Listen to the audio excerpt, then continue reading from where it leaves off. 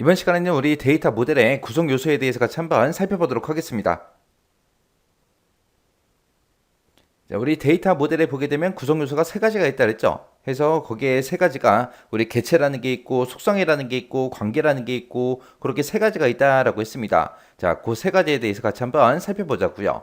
자, 우리 첫 번째 이제 개체라는 거요. 개체가 이제 엔티티죠, 엔티티. 요 엔티티, 개체라는 거는 데이터베이스에서 이제 표현하라는 거. 그걸 보고 우리가 개체, 엔티티라고 그렇게 이제 부릅니다. 그래서 사람이 생각하는 그런 개념이나 아니면 정보 단위 같은 그런 현실 세계의 대상체, 현실 세계의 대상체를 보고 우리는 개체, 엔티티라고 그렇게 이제 부르더라.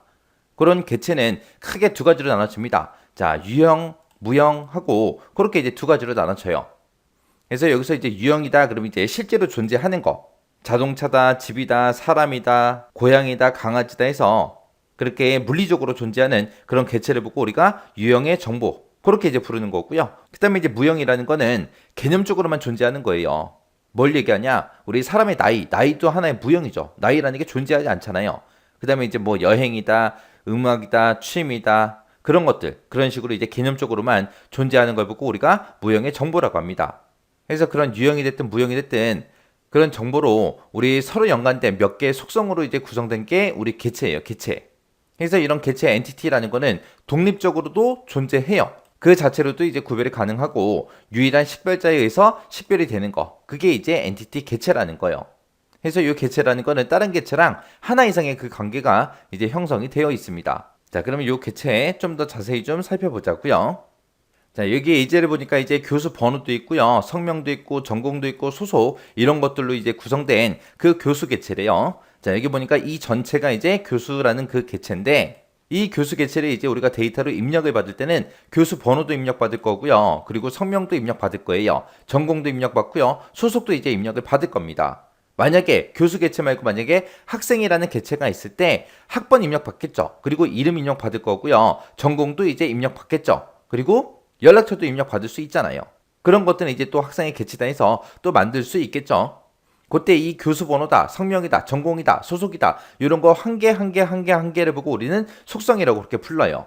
그래서 이 속성이라는 거는 이 개체, 이 개체가 가지는 그런 특성을 보고 우리는 속성이라고 부르더라. 그때 이제 이런 속성들만 가지고 이제 개체를 정의해 놓은 거, 그걸 보고 우리가 개체 타입, 레코드 타입이라고 이제 그렇게 부르는 거고요. 그때 이제 여기 보게 되면 교수가 총 3명이 있죠. 요게 이제 한 사람의 데이터. 자, 요 한 사람의 데이터.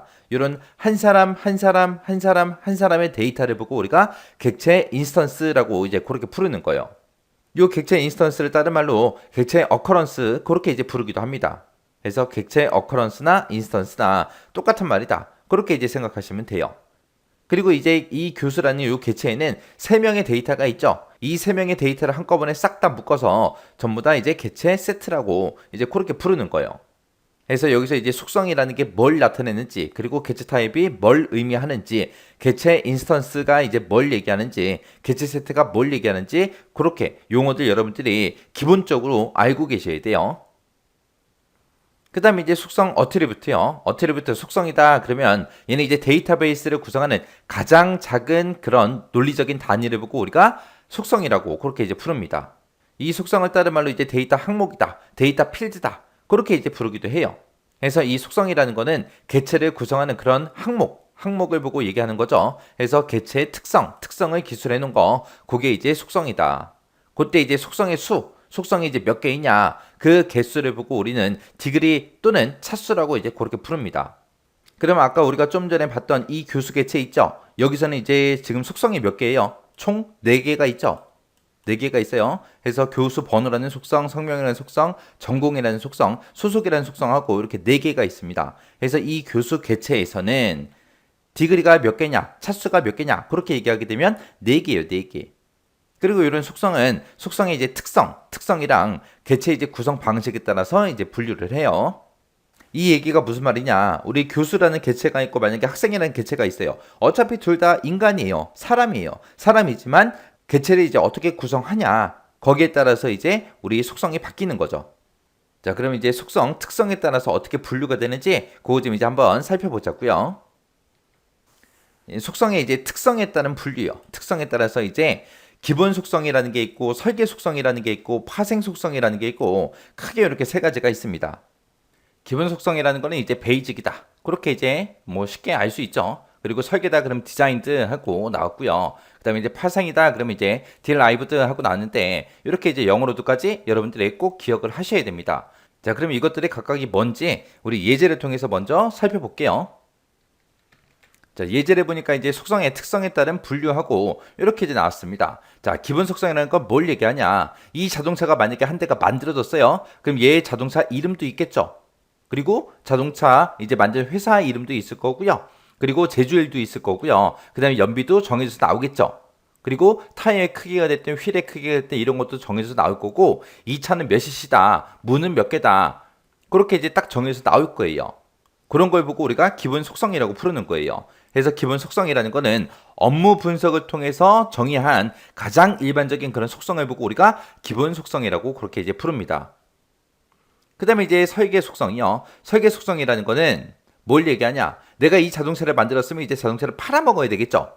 그때 이제 각각의 자동차를 종류별로 구분하기 위해서 지금처럼 A01은 세단이다. A02는 SUV. 그 다음에 A03은 트럭이다. A04는 뭐 버스다. 그런 식으로 해서 업무에는 없지만 새롭게 그렇게 이제 정의한 그런 속성들을 보고 우리가 설계의 속성이라고 이제 그렇게 이제 부르는 거예요. 그 다음에 이제 파생 속성이다라고 하게 되면 이 파생 속성은 뭘 얘기하냐? 자, 예를 들어서 이제 자동차가 만들어지면 자동차의 가격은 정해져 있겠죠. 그러면 그 가격은 자동차의 가격은 설계 속성에 들어가요? 기본 속성에 들어가요? 기본 속성에 들어가겠죠. 왜? 자동차의 가격은 자동차가 만들어지면서부터 이제 정해져서 나오는 거잖아요. 해서 그 자동차의 가격을 가지고 우리가 자동차를 이제 팔면 이제 총 몇 대가 팔렸냐?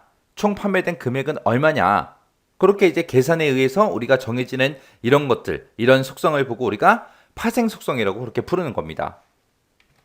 자, 첫 번째 이제 기본 속성이요. 기본 속성이라는 거는 업무 분석을 통해서 정의된 그런 속성을 보고 얘기하는 거고요. 얘는 속성 중에서 가장 많고 일반적인 그런 속성을 보고 우리가 기본 속성이라고 합니다. 그래서 업무로부터 분석한 그 속성이라도 업무상 만약에 코드로 그렇게 정의된 그런 속성들 있죠. 그런 것들은 기본 속성이 아니에요. 코드로 정의된 건 전부 다 어디로 들어가야 돼요? 설계 속성으로 들어가야죠.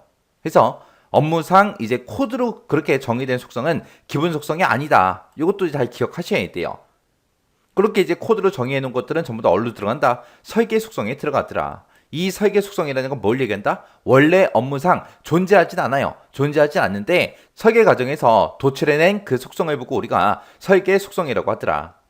그래서 얘는 업무에 필요한 그런 데이터 외에 데이터 모델링을 위해서 업무를 이제 규칙화시키겠죠. 그때 이제 업무를 규칙화시키려고 했을 때 그때 이제 속성을 우리가 새로 만들거나 변형을 해서 우리가 정의를 하는데 그런 속성을 보고 우리가 설계 속성이라고 합니다. 그 다음에 이제 파생 속성이다라고 하게 되면 다른 속성, 기본 속성이 됐든 설계 속성이 됐든 이런 다른 속성으로부터 계산을 하거나 아니면 변형이 돼서 그런 영향을 받아서 발생하는 그런 속성을 보고 우리가 파생 속성이라고 하더라. 이런 파생 속성은 되도록이면 적으면 적을수록 좋은 거예요. 이게 왜 적으면 적을수록 좋냐? 얘는 이제 다른 속성에 이제 영향을 많이 받기 때문에 우리가 프로세스를 설계할 때 정합성 유지를 위해서 유의해야 되는 그런 사항이 되게 많아요. 그래서 이 파생 속성이라는 거는 적게 정의하는 게 좋더라. 그렇게 이제 기억하시면 돼요. 그 다음에 이제 속성의 개체 구성 방식에 따른 분류요. 얘는 이제 기본키 속성이라는 게 있고 외래키 속성이라는 게 있고 일반 속성이 있고 이렇게 이제 크게 이제 세 가지로 나눠집니다. 기본키 속성이다 그러면 얘는 이제 개체를 유일하게 식별할 수 있는 그런 속성을 보고 우리가 기본키 속성이라고 이제 그렇게 부릅니다. 이 기본키 속성이라는 건 뭘 얘기하냐? 사람으로 따졌을 때 뭘 얘기하냐? 주민등록 번호를 보고 얘기하는 거예요. 사람들마다 전부 다 주민번호가 다 있죠. 그 주민번호는 동일한 게 있다 없다? 없다. 해서 사람을 유일하게 식별할 수 있는 그 속성이 기본키예요. 그러면 이름은 동명이인이 있죠. 그래서 이름으로 구분이 안 돼요. 소속 그러면 소속도 같은 소속에 여러 명이 있을 수 있잖아요. 그래서 소속도 우리가 기본키 속성이 아니에요. 그래서 사람을 유일하게 식별할 수 있는 거는 주민번호가 있고 지문이 있고 홍채가 있고 그런 DNA 정보 같은 것들 있죠. 그런 게 이제 기본키 속성이 되는 거고 그 다음에 이제 외래키 속성이다라고 하게 되면 자, 예를 들어서 이제 고객이라는 요 객체가 있어요. 요 객체에서는 이제 고객 아이디라는 게 이제 전부 다 다르겠죠. 그래서 고객 아이디가 중복되는 사람이 없기 때문에 얘가 이제 기본키예요. 기본키. 그리고 이제 주문이라는 요 객체가 있을 때 그때 이제 주문 번호가 똑같은 건 없겠죠.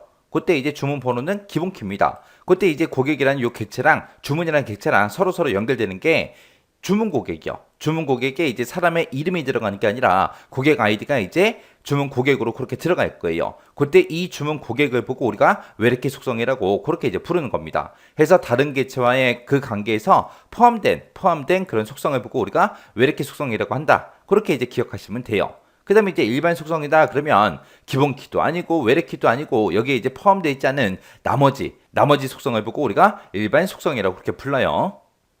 그래서 기본 키 속성이 뭘 의미하는지, 외래 키가 뭔지, 일반 속성이 뭔지, 객체를 이제 구성하는 그 방식에 따라서 이렇게 세 가지로 나눠진다. 그거 이제 기억하시면 됩니다. 그 다음에 이제 세 번째 우리 관계요. 자, 이 관계는 객체하고 객체 사이에 어떻게 이제 논리적으로 연결시킬 건지, 그걸 이제 의미하는 게 우리 관계라는 거예요. 우리 이런 관계에는 이제 객체 간의 그 관계도 있고요. 그 다음에 속성 간의 관계도 있고, 이렇게 이제 크게 두 가지로 나눠 볼 수 있습니다.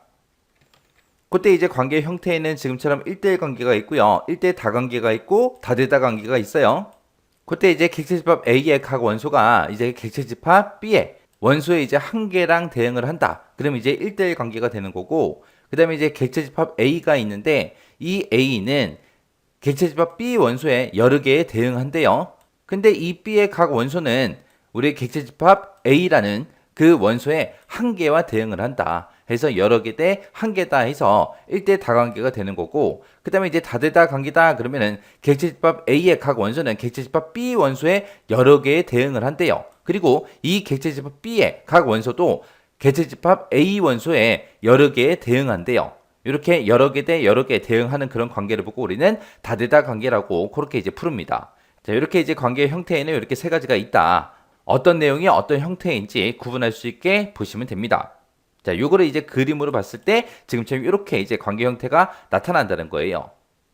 해서 객체집합 A라는 게 있는데 거기서 이제 각각의 이런 원소가 객체집합 B의 각 원소 한 개와 그렇게 1대1로 그렇게 대응하는 그런 관계를 보고 얘기한다. 그 다음에 1대 다관계다 그러면 객체집합 이제 A를 기준으로 봤을 때 이 각 원소는 객체집합 B 원소에 여러 개랑 이렇게 대응되는 그런 관계. 그리고 객체집합 B를 기준으로 봤을 때 이 객체집합 B의 각 원소들은 객체집합 A 원소에 한 개와 그렇게 대응되는 거.